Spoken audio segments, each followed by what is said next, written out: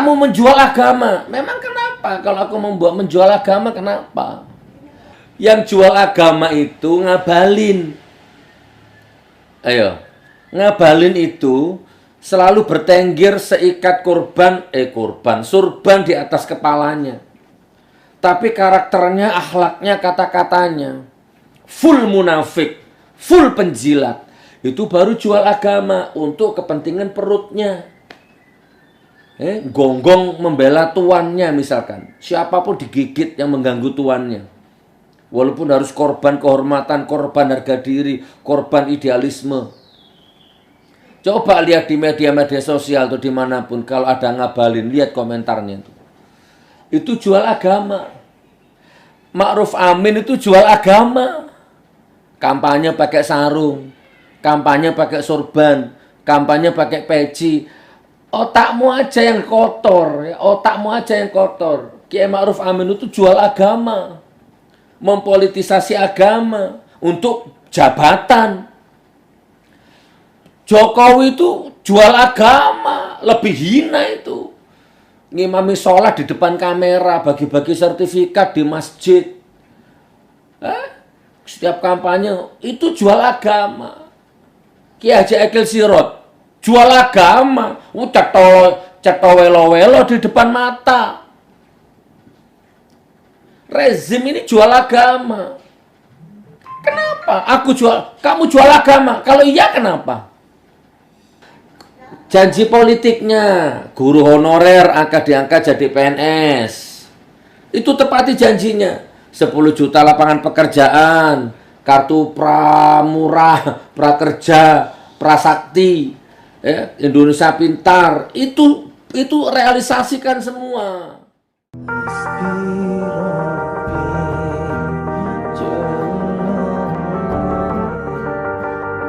Alhamdulillahirrabbilalamin. Assalatu wassalamu ala rasulillah Sayyidina Muhammadi wa ala alihi wa sahbihi ajma'in.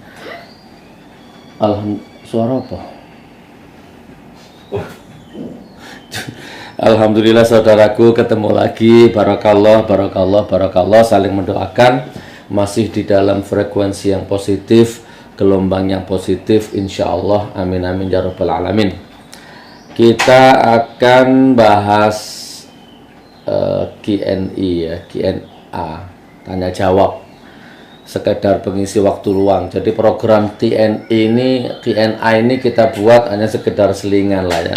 Pas ada waktu kita jawab gitu kan, kita buka, lumayan nambah-nambah satu konten ya, tegur sapa silaturahim. Oke, sebelum kita masuk ke itu teman-teman, saudaraku, sumbangsi pikiran. Sekarang lagi ada saya akan bahas dua hal lah intinya. Yang pertama masalah Omnibus Law atau yang lebih kita kenal undang-undang sapu jagat. Semua hukum ada di situ. Semua undang-undang ada. Tapi kalau kita ringkas, Omnibus Law ini lebih banyak ke tenaga kerjaan ya, lan sapi turuti, kurang lebih begitu.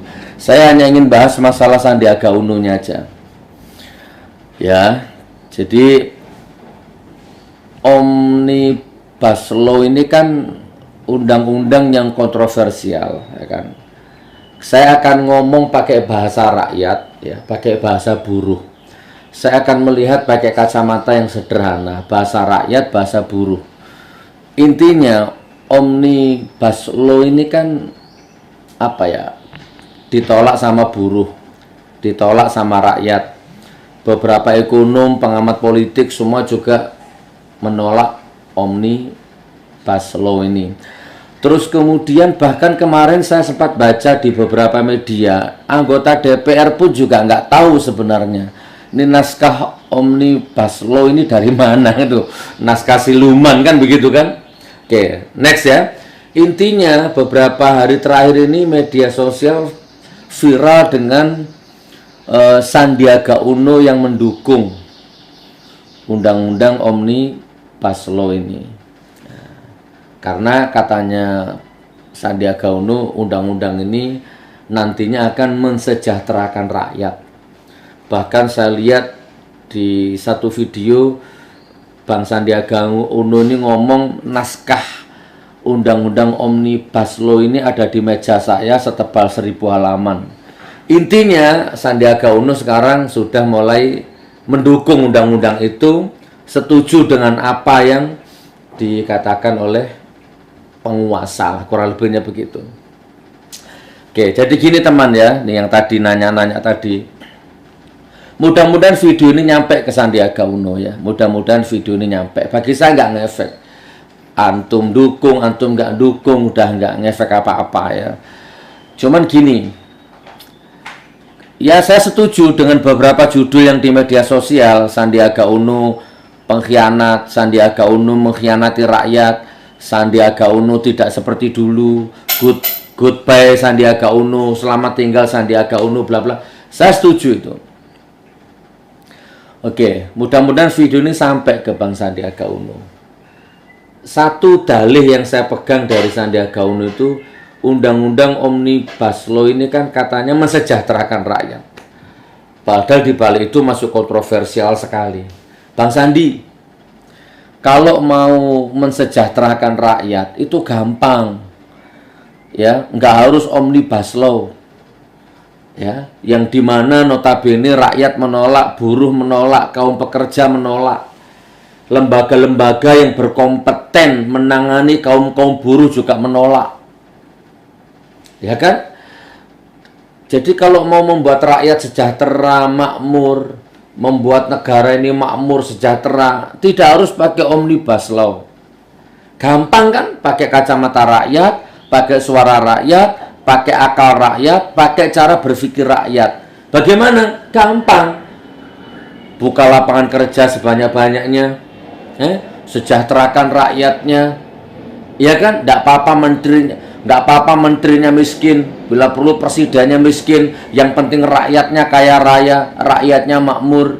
Tegakkan hukum seadil-adilnya, tangkap semua koruptor, pancung lehernya, pajang di buku-buku daftar koruptor, kan gitu. Kan itu suara rakyat, itu akal pikiran rakyat, itu hati dan jiwa dan ruhnya rakyat. Kan begitu, selesaikan semua kasus-kasus. Lagi pula Omnibus Law dulu juga nggak ada dalam janji-janji politik waktu kampanye, kan nggak ada. Bullshit. Jadi teman, saya Omnibus Law ini apa ya? Hanya menguntungkan investor, ya. Tapi menyengsarakan kaum buruh. Udah janji aja lah, tepati janjinya. Sebentar, aku sudah dikode suruh cepat masuk ke Q&A. Janji politiknya, guru honorer angkat diangkat jadi PNS. Itu tepati janjinya. 10 juta lapangan pekerjaan, kartu pramurah, prakerja, prasakti, ya, Indonesia Pintar, itu realisasikan semua. Itu namanya cara berpikir rakyat. Ngeri. Ya sudah ya. Jadi selamat tinggal Bang Sandi. Saya punya nomornya Bang Sandiaga Uno, tapi alhamdulillah sampai detik ini saya belum chattingan sama beliau, saya belum telepon beliau, ya saya nggak pernah ngobrol sama beliau. Barokallah, saya jaga kedaulatannya, takut ngotori hati. Nah yang kedua, ya mana. Nah yang kedua mumpung saya ingat, ya kemarin saya launching air ruqyah. Saya kemarin launching air ruqyah GN13, alhamdulillah ya, berkat doanya sampean semua, alhamdulillah. Gus Nur Manajemen nambah lagi 1 usaha, banyak usahaku, alhamdulillah. Jual kopi, jual madu ruqyah, jual golok, jual pedangnya sangat tajam, rambut, kertas, barang-barang lembek itu putus, paku rantai putus, ya golok, terus apa lagi, kopi, madu, golok, pedang, sapi aku punya saham ya di Bogor, properti, perumahan, tanah. Ada satu usahaku yang belum tak buka di publik. Showroom mobil. Kapan-kapan tak buka ya. Showroom mobil ya, mobil second. Ya dari harga 35 sampai 300 juta ada lah ya. Kerjasama dengan orang. Pelan-pelan. Nah, kemarin kita launching air. Ya gampang, masalah ini gampang ya. GNI gampang, kita dikasih waktu 30 menit. Ini tak jelaskan dulu. Ada satu pertanyaan yang paling mendasar tentang air ruqyah itu. Yang kemarin tak launching itu. Yang positif, mudah-mudahan pertanyaan ini menambah perbendaharaan orang-orang positif ya. Intinya gini, pertanyaan dasarnya, Gus Nur, harga airnya kok nggak merakyat gitu. Harganya kok mahal gitu kan. Kan itu satu botol mantap 20.000 itu. Nah, jadi gini teman. Dan lumayan kan cebong-cebongnya kan langsung panen itu. Air penipuan ya, air cuma di ruqyah dijual 20.000. Apalagi jualan agama, sesuatu yang dibungkus sama agama itu pengecut, dajjal, munafik, macam-macam. Oke, tak jelaskan ya teman ya. Tak jelaskan. Air ruqyah GN13 itu nggak mahal. Mahal atau murah itu relatif. Ada yang lebih mahal dari air itu. Contoh Milagros. Saya sebut merek ya. Milagros itu coba beli. Relatif loh ya. Ada yang 35, ada yang 40. Bahkan kemarin ada orang yang bilang ke saya air Milagros itu 80.000. Bahkan di Hong Kong itu ada air Milagros itu harganya 50 dolar. Anda tahu itu berapa kuruskan itu. Mahal. Enggak, sebenarnya enggak mahal. Ini relatif. Nanti saya jelaskan. Bahkan kalau Anda sebenarnya tergantung tempatnya ya.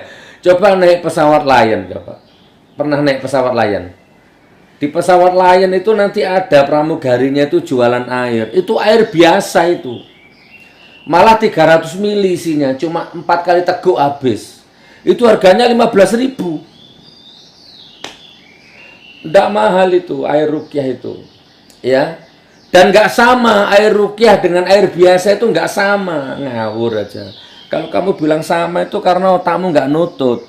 Tak kasih contoh ya. Ini tak kasih contoh ini. Umpama ini air ini. Bedanya air ruqyah sama air biasa itu bedanya begini. Contoh ya, ini air biasa. Saya minum air ini tanpa baca bismillah, langsung saya minum. Ya kan? Tanpa ada doanya. Terus minum air yang ada doanya. Kan beda. Masa sama?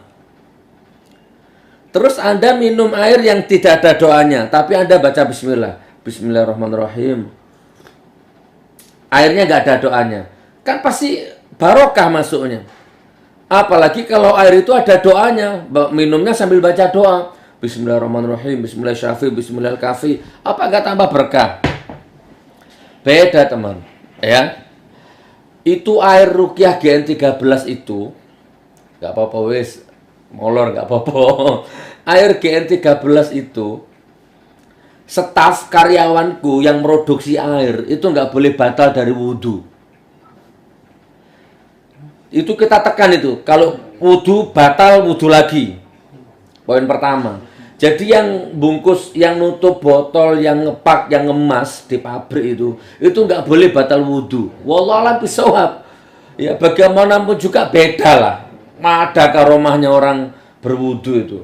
Nah yang kedua, di tengah-tengah proses air itu mesti ada santri ya 5, 6, 7 yang ngaji Quran semua surat. Dan ada yang tidak diliput di kamera itu, ada yang ngaji khusus ayat-ayat ruqyah. Selama proses berlangsung dikumandangkan ayat-ayat suci Al-Quran. Beda lah, masa sama? Jadi harga 20.000 itu murah ya. Nah yang terakhir teman, kenapa kok dijual 20.000? Yang terakhir, karena ini air nggak saya jual untuk orang umum. Anda cari di apotek nggak ada. Anda cari di toko nggak ada. Ini hanya untuk komunitas, untuk jamaah, untuk Gus Nur kaji bareng, komunitas. Ya, ya kan? Jadi Anda cari di apotek, Anda cari di toko, nggak ada. Dan air ini mengarah ke spiritual. Mudah-mudahan kalau diminum orang sakit bisa sembuh. Ada unsur energi positifnya. Dan kabar baiknya teman, kabar baiknya. Kemarin saya produksi, aja ngomong rek, melbur ini kok. Ini produksi berapa kita? Terakhir kemarin, awal kemarin. 100. Enggak, kita produksi berapa kemarin? 1000. Kita kemarin produksi 1000 karton. Itu langsung habis. Wuk, 1000 karton habis. Jadi kan kasihan kalau Anda nyinyir, padahal airnya sudah habis. Gitu loh, hidup ini kasihan ya. Oke. Jadi kamu menjual agama. Memang kenapa? Kalau aku menjual agama, kenapa? Kalau Anda punya anak disekolahkan ke madrasah, itu pengelola madrasah itu jual agama juga itu. Kalau kamu punya anak dipondokkan, bayar, itu pengelola pondoknya itu jual agama juga berarti. Bisa diartikan begitu. Buku agama. Udah dulu kita bahas itu. Masuk ke Gramedia coba. Buku agama. Itu berarti jualan agama semua. Loh memang kenapa? Yang penting manfaat. Ya, aku tak coba berpikir pakai cara berpikirmu ya. Nggak apa-apa deh. Kalau ternyata ini nggak jadi kebaca ya nggak apa-apa. Udah 15 menit. 15 menit. Yang jual agama itu ngabalin. Ayo. Ngabalin itu selalu bertengger seikat surban di atas kepalanya. Tapi karakternya, akhlaknya, kata-katanya full munafik, full penjilat. Itu baru jual agama untuk kepentingan perutnya. Gonggong membela tuannya misalkan. Siapapun digigit yang mengganggu tuannya. Walaupun harus korban kehormatan, korban harga diri, korban idealisme. Coba lihat di media-media sosial atau dimanapun. Kalau ada ngabalin, lihat komentarnya itu. Itu jual agama. Ma'ruf Amin itu jual agama. Kampanye pakai sarung. Kampanye pakai sorban. Kampanye pakai peci. Otakmu aja yang kotor. Otakmu aja yang kotor. Kiai Ma'ruf Amin itu jual agama. Mempolitisasi agama. Untuk jabatan. Sampai gara-gara itu bisa-bisanya kehilangan idealisme. BPJS haram jadi halal. Ahok itu harus dibinasakan. Macam-macam. Ternyata merapat. Kiai Ma'ruf Amin itu jual agama. Jokowi itu jual agama. Lebih hina itu. Ngimami sholat di depan kamera. Bagi-bagi sertifikat di masjid. Setiap kampanye itu jual agama. Kiai Haji Akil Sirot jual agama. Cetowelo-welo di depan mata. Rezim ini jual agama. Kenapa? Kamu jual agama. Kalau iya kenapa? Yang dijual halal. Yang dijual barokah. Nggak nipu umat. Wes ya, itu intermezzonya, barokallah ya. Jadi kita akan, ini sudah masuk cetak lagi yang ke 1000 dus lagi. Sudah 2000 dus kita nyetak itu. Bukan mahal, murah. Ya. Jadi silakan yang selamat, yang Anda jadi agen selamat ya, insya Allah barokah ya. Diminum bisa menetralisir energi-energi jahat yang ada di dalam tubuh ya. Dijual lagi dapat untung.